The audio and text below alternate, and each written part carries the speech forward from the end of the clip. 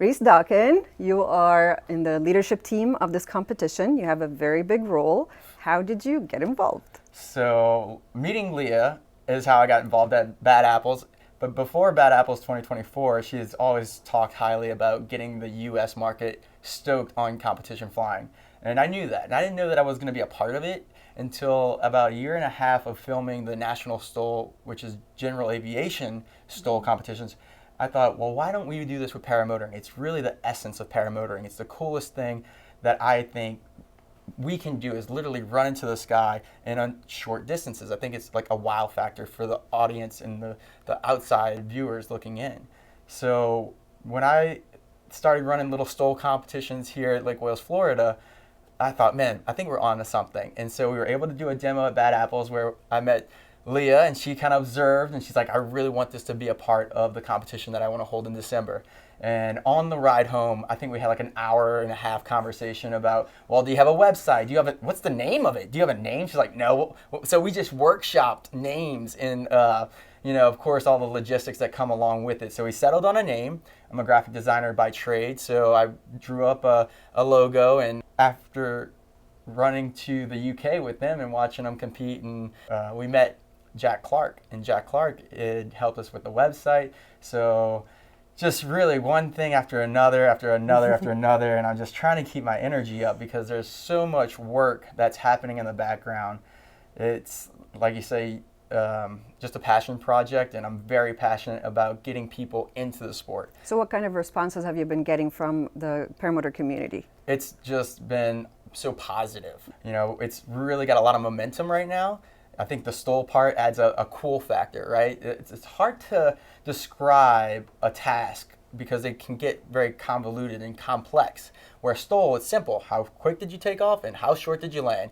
And it's not a special task that you need hours and hours and hours of practice like acro, right? Really skilled, really refined practice.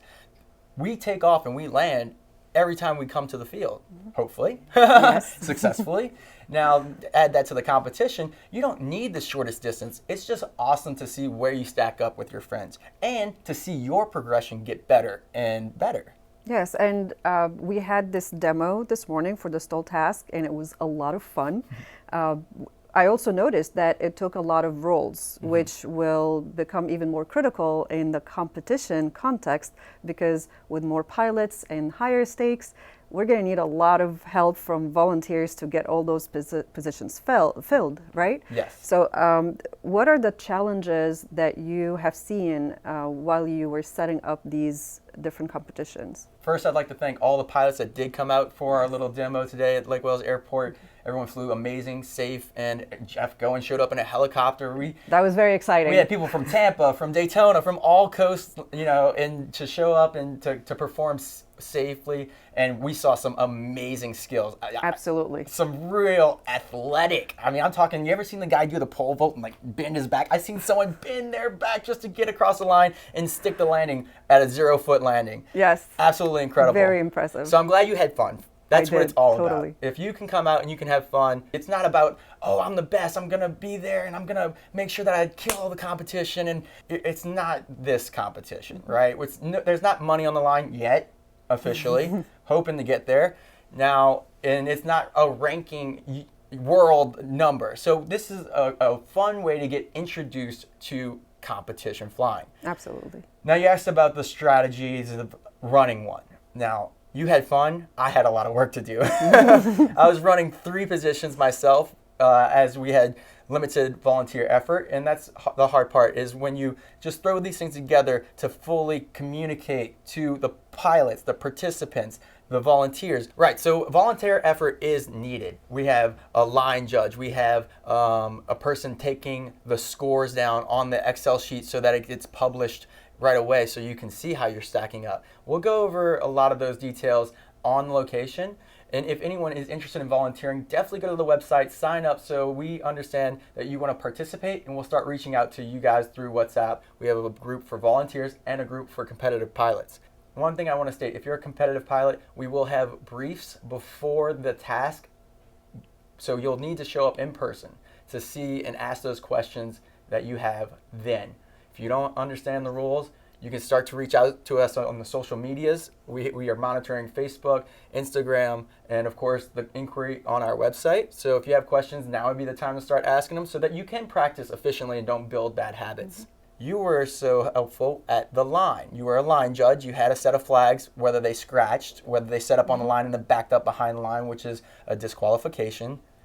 It was a simple task, but it still had a bit of a learning curve. So it took me a few launches to figure out exactly what that task entails. So I'm hoping to use this video to help communicate to our competitive pilots a few things. Practice, practice, practice, and know the rules of the task of which is going to be a part of this competition. STOL in particular has a bunch of rule sets. One of the new rules that we had from Jillian was that the reverse, because we're paramotor pilots, we can do a forward and a reverse launch. If you're in a reverse launch, we had originally suggested that you start behind the line, get the wing under control, and then go into your forward at the line. We are no longer doing that. If you're doing a reverse, you can start on the line, or if there's too much wind and you might get pulled behind that line, set up in the positive. So if you think it's going to pull you 8 feet, set up at around 10 feet. Now, because you set up at 10 feet, your most forward progress is 10 feet. So if you set up inflated and took off in 3 feet, your score is now 10. But you didn't DQ, and you have a score on the board. So with the forward inflation, we recommend that you start on the line, but if there's enough wind to still pull you back, you still want to set up in the positive. So if you set up at 3 feet and it pulls you back to 0 feet, you're not getting DQ'd. So little things like that is something that has to be learned. Whether you ask us on our social media in the DMs or you watch this video. It sounds like getting to know the specific rules and expectation of the task is one thing, but even before learning this information, pilots can start practicing with just the basic good technique of, focusing on your posture, making sure you have that lean back ready. Also learning energy management, because you're going to be using that wing and using the energy from your motor to make it to that line with just enough energy that you're landing where you want to land and being able to stop where you need to stop. And in all conditions, right? STOL can happen in 0 wind, and it can happen in 10 mile an hour wind. So the wing that you chose, if you're like very STOL specific, I'm going to put a big wing up there. Well, if that wind is blowing pretty heavily, you might get pulled 10 feet. So you have to set up at 15 feet to make sure you don't DQ behind the line. So little things like that. And in no wind, that's also challenging, because when you in for landing, you come across the line, you try to stop, that glider is going to overshoot you. So understanding that you want to kill the motor, make sure it's not spinning so the lines don't go in it, and the score for landing is when you come to a complete stop. So you want to come to an abrupt stop usually, and that can tend to make the wing overfly you. So there's different techniques for each wind, and it's great to send it at your home field and get all the practice that you can so you understand the glider that you're going to use in the competition. Now, there are pilots out there who foot launch and others who fly wheels. Oh, we so didn't how does discuss that come this into yet. play? Right. We are going to have 2 categories, and that is foot launch and wheel or trike. So the rules are the same. It's you're on takeoff, the last foot that's on the ground, or the last piece of equipment like wheels. So it's your last contact with your trike from when you take off. And on landing, the rule is that you can't touch before the line, your wheel can't touch before the line, or your foot can't touch before the line, or your run is disqualified. And we don't know how many runs we're going to get in this competition. If there's a lot of pilots, that's going to be a limited number. So you really got to make that first one count. Yes, and that's another reason why we want everyone to sign up as soon as possible, because that will help with making our organizing more efficient. So our event, Paramotor STOL Classics, is not just Paramotor STOL. They actually have classic task competitions as well. So it's going to be a combined score throughout the week. You're going to have accuracy, you're going to have navigation, and all these different classic tasks are going to add up to points throughout the week, and then STOL will just be a part of it. And of course, every one of these tasks requires different skills and would even be a better fit for specific gear. So making that choice beforehand on what wing you're going to fly and what motor you're going to use is going to be a very critical strategic decision that should last you throughout the entire competition. So definitely do your research, understand the tasks that are released currently on our website, and the rules and how they're scored. With Paramotor STOL specifically, it's one of the longer tasks. It actually takes a pilot about 5 minutes to get set up. So if I can educate the pilots that are watching this video that are interested in coming out and competing at Sunnyland, Florida, December 8th through the 16th, is that it's very advantageous for you to get used to your equipment and how quickly you can set up and feel comfortable building that cockpit and making sure the risers reach the line or wherever you need to set up on the flying field, the runway, so that you can get into the sky quickly and don't feel rushed. So if you can take that and just practice laying out your wing in about 5 minutes or less, that'll help you tremendously, because we want to try to get as many pilots in the air and through these tasks as possible so that we can run them maybe multiple times. Absolutely, quickly and safely. Yes, quickly and safely. Reese, if there is something that you would like to ask the paramotor community to do in order to help with this competition, what would it be? One of the things I want to ask the community is to the paramotor schools specifically, because they are how we grow this sport. Honestly, you're making skilled pilots. So to the paramotor schools out there, please nominate your instructors or your top pilots in your area to look at the Paramotor STOL Classics to see if they can make the dates. I know it's a lot, December 8th through the 16th, it's a whole week, but it's gonna be well worth it. We wanna grow the stoke of competition flying. So just to clear the air, this is not a one school ran event. This is a non-biased group.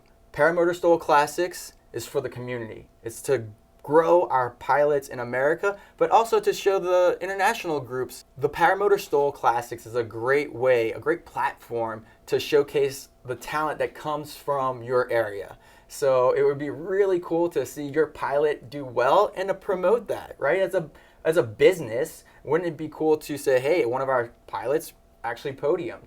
So that could be a useful marketing tool for you guys. Absolutely. And of course, we're going to try to make a well-produced recap video. If you know me and my history as an aviator filmmaker at the school here in Lake Wales, I will have media coverage. We're going to promote the heck out of it. We're going to try to get people stoked on it. We're going to do the best that we can for all the sponsors that are available to give their dollar some value. Yes, ultimately the goal is to showcase the talent that we have in the U.S., so there will be a lot of that. They will be. And hopefully everyone has a good time and just has a positive experience at the end of the day. Absolutely. I filmed for the National STOL series, and the pilots there and the caliber of knowledge is just insane. Just hanging out with these pilots and talking story. And whenever you're at an airport and you're around these people, you learn so much, not even flying, just hanging out.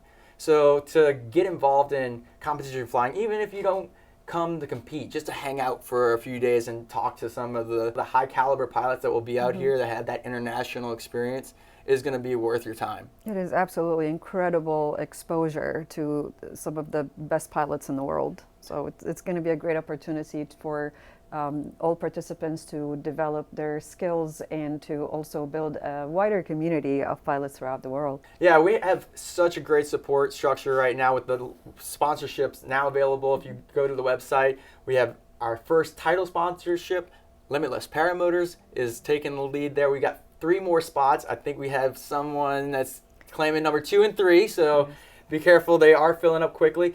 We got Aurora PPG, which has an amazing story about trying to get more women in the air, which we gotta have that in our sport. We've got Ozone Power, or Ozone Paramotors. They're going to be here and representing their amazing glider design. We're going to see a lot of those in the competition. And Aviator Paramotor, one of the largest schools in America right here, based in Lake Wales, Florida. So if you want to be listed on that sponsorship tag, we're going to have you on the website. We're going to have you on as many flyers and print ads as we can on the step and repeat at a certain level. And of course, your name will be associated with the title if you're on the title sponsorship. All those prices and availability are online, or reach out to us at paramotorstolclassics@gmail.com. We're so excited to bring you guys these competitions because I think it's going to make a wave here in the U.S. What is the cost of the competition? The cost of the competition right now is $150 for a competition fee. And then if you wanted to camp on location, that is an additional $150. And does that, the $150 for accommodation, does that cover the entire duration of the competition? Correct. So if you're going to bring a camper, an RV, or a tent, and you don't need hookups, It's $150 just for a spot to camp for the whole event, the whole duration of the event.